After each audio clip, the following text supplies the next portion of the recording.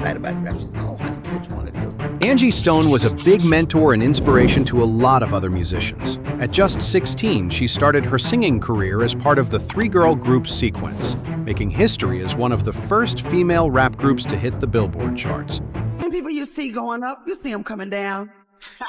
Say, before you got your in and your... From that moment, her voice became a force across soul, gospel, R&B, and hip-hop. Downloaded 17 tracks, hot, hot, hot, hot, hot. But what many never knew until the final chapter of her life is that Angie herself had musical heroes, 6 musicians who shaped her spirit, molded her sound, stood as the greatest inspirations of her journey, and who she couldn't help but love their songs. Loving on people, I think of touching, reaching out, touching. My passion is for senior citizens. In this video, we'll reveal the 6 musicians Angie Stone called her favorites and why she believed the world should never forget them. According to her, the number 2 person on this list is one musician she was most proud of. Starting with number 6, Missy Elliot. U-Haul, that was produced by Missy Elliot. Also performed on the song. Angie Stone named Missy Elliot as one of her favorite musicians of all time because of her unwavering commitment to the art of collaboration. Angie always believed that true musical greatness lies not only in talent, but in the character of the artist behind the microphone. And in Missy Elliot, she found a rare gem, an artist who showed loyalty, dedication, and respect every time they worked together. From the moment Angie and Missy first crossed paths in the studio, there was a spark of creative sisterhood. Angie recalled how Missy didn't walk into the room like a superstar. She came in like a team player. Missy listened intently. She didn't dominate the process, she enhanced it. She brought her energy like a gift, not a demand. Angie saw immediately that Missy was the kind of musician who didn't just make music, she built relationships through music. One of the things Angie admired most was Missy's refusal to let ego get in the way of the music. During their collaborations, Missy never tried to overshadow Angie or turn the spotlight solely on herself. Instead, she helped Angie shine even brighter and be herself. Having fun, just being Angie. And I've been allowed that privilege and I'm grateful for it. She pushed her to experiment with textures, suggested harmonies, and often stayed in the studio for hours past schedule to make sure every track reflected Angie's soul. This level of dedication made Angie feel something priceless in an industry full of competition. She felt seen, valued, and protected. Angie reflected on how Missy always kept her word. If she promised a verse, she delivered it ahead of time. If she said she would be there for a performance, she showed up, fully prepared and fully supportive. Missy always pulled out the greatness within her, always honoring her contributions and pushing their musical boundaries further with every collaboration. Missy showed loyalty when the cameras were off, when there was nothing to gain and everything to give. That kind of commitment, Angie believed, was the mark of a true musical icon. And that is why, when reflecting on the greatest influences of her life, Angie Stone proudly and emotionally named Missy Elliot among her favorite musicians. Number 5. Walter Milsap. Walter Milsap, Having a Dream. According to Angie, Milsap played a divine role in reviving her spirit when she had silently given up on music. For years, Angie had poured herself into the industry, her voice, her writing, her very soul. But after decades of emotional exhaustion, health struggles, and feeling unappreciated by the very industry she helped shape, she reached a breaking point. She had made the decision to step away. In Angie's heart, music was no longer joy. It had become pain. Then came Walter Milsap.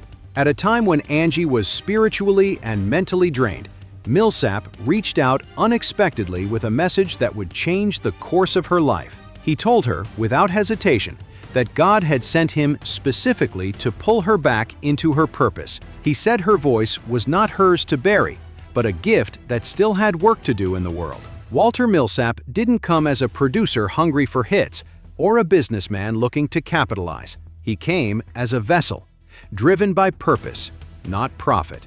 He told Angie that God had placed her in his heart and that she still had an album inside her that needed to be born. That album was Dream. And true to his commitment, Walter didn't just speak encouragement, he took action. He began working closely with Angie, helping her craft what would become one of the most spiritually personal and creatively fulfilling projects of her later career. He pushed her, challenged her, and reminded her daily of who she was. Angie said Walter was like a divine mirror.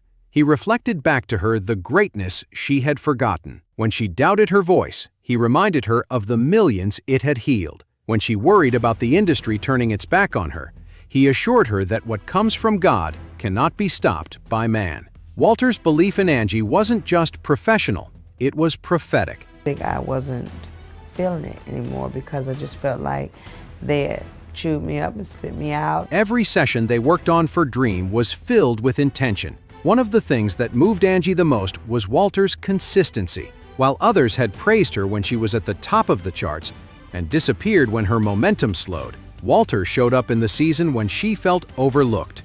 Through him, she remembered why she started singing at 16, and through him, she created Dream.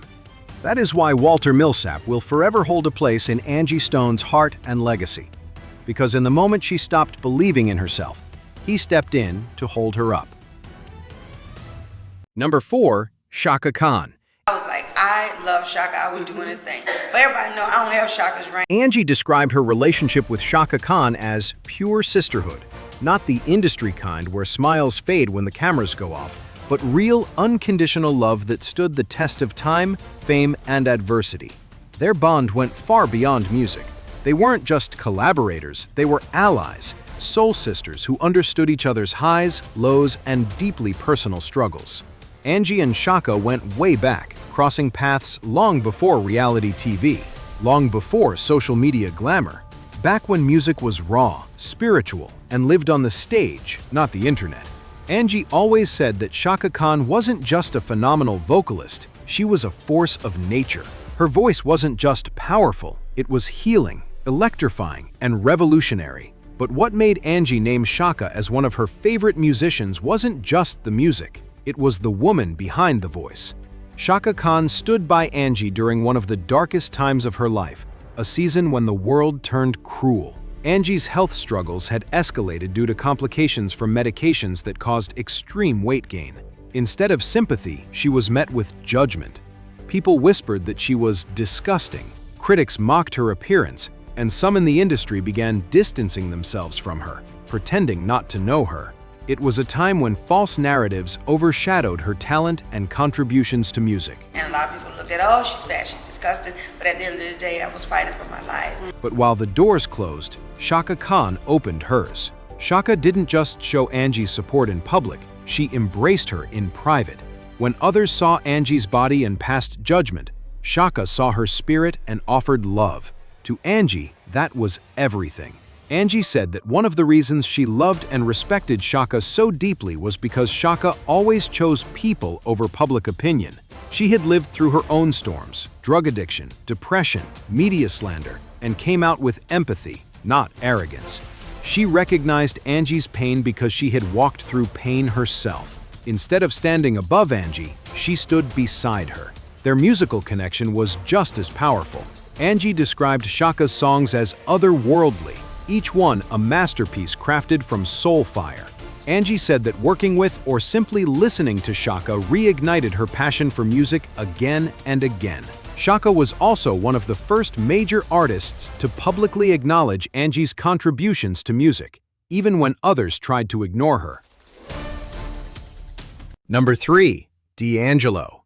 Angelo is always doing well. I mean, there's never a dull moment. Surprisingly, Angie also named D'Angelo as one of her favorite musicians, not because of their personal history or because they shared a child together, but because he served as a living testament to her gift for recognizing true greatness long before the world caught on. In Angie's eyes, D'Angelo was not just a musical genius, he was proof that her instincts, her ear for originality, and her ability to cultivate raw talent were unmatched in the industry.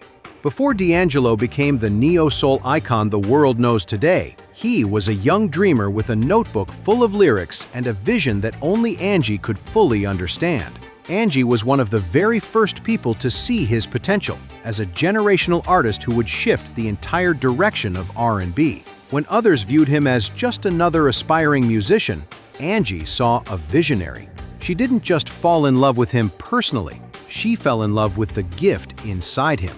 Angie recalled how, in the beginning, D'Angelo was quiet, observant, and deeply focused about his music. He didn't chase trends, he created them. His approach to song structure, melody, and rhythm was unlike anything else at the time.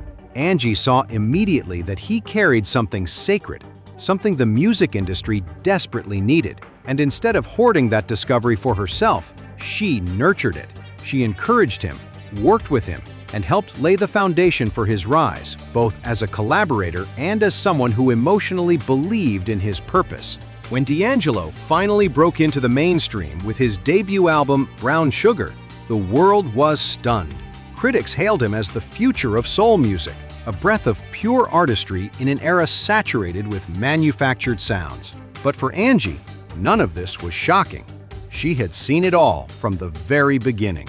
She said that D'Angelo was living proof that she had a divine gift for identifying greatness in its earliest form, before the world even had language for it. Angie believed that part of her calling was to be a spiritual gateway for emerging icons. And in D'Angelo, she fulfilled that purpose. His success validated her instincts.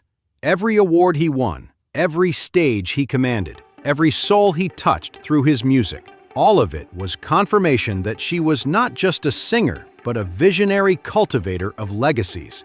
But her admiration went deeper than just his talent. Angie said that he reminded her of the legends: Marvin Gaye, Donny Hathaway, Curtis Mayfield, those who understood that music was not just entertainment, but healing, and she felt honored to have been part of his genesis. Even through the challenges he later faced, personal battles, industry pressure, and mental health struggles, Angie never stopped celebrating his artistry. She recognized that his depth came from a place of truth, and she admired him for choosing vulnerability over conformity. That way. As far as music, we know he's untouched. Okay. Super talented. According to her, D'Angelo represented everything music was always meant to be: raw, fearless, spiritual, and transformative. In Angie's words, D'Angelo's success was not just his victory, it was hers too. Number 2, Sueo Twain.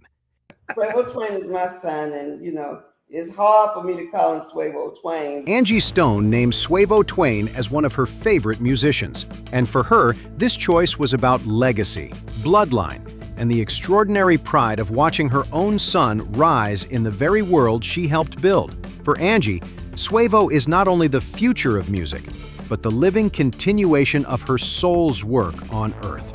She didn't just see him as her child, she saw him as an artist in his own right. From a young age, Sueo Twain was surrounded by music.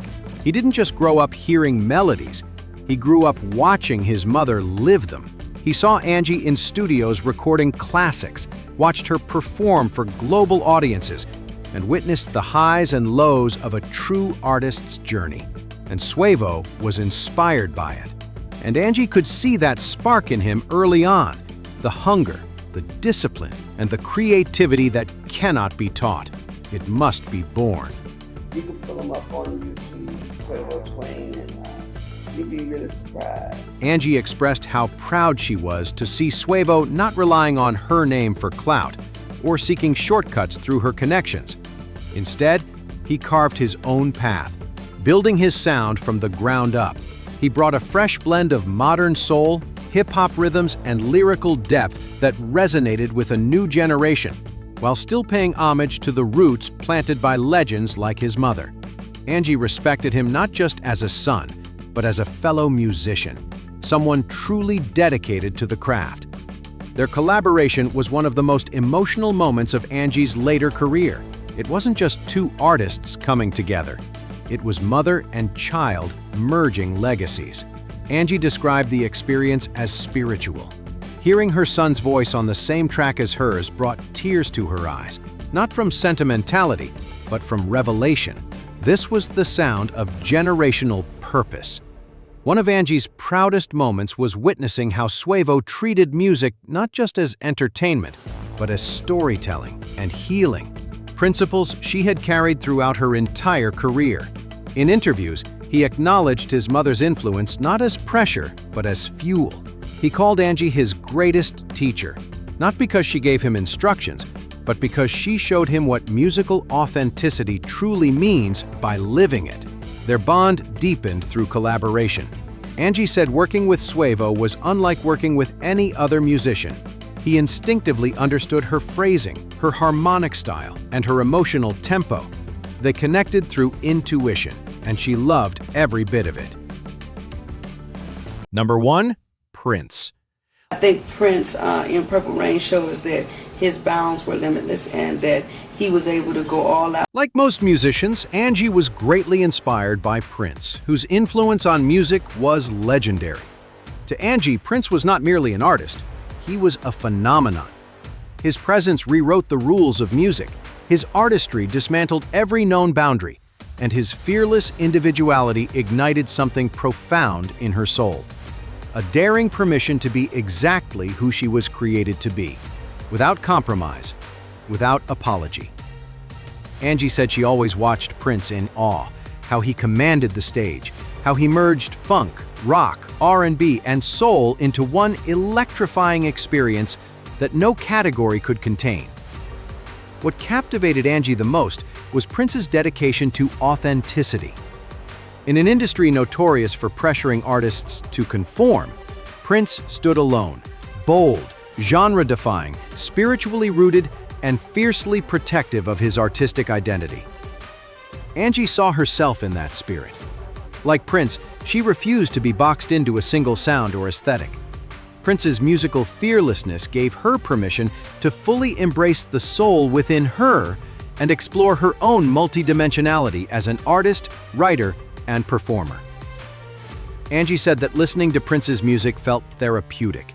His lyrics had depth, his melodies had life.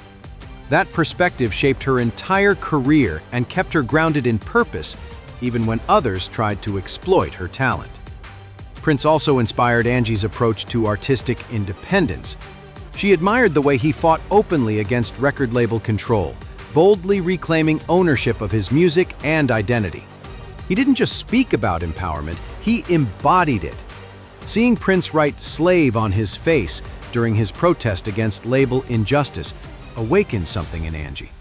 It was a defining moment that made her realize she had a right to protect her artistry and stand firm against those who tried to silence her vision. But beyond his activism and his stage presence, Angie loved Prince for his musical genius.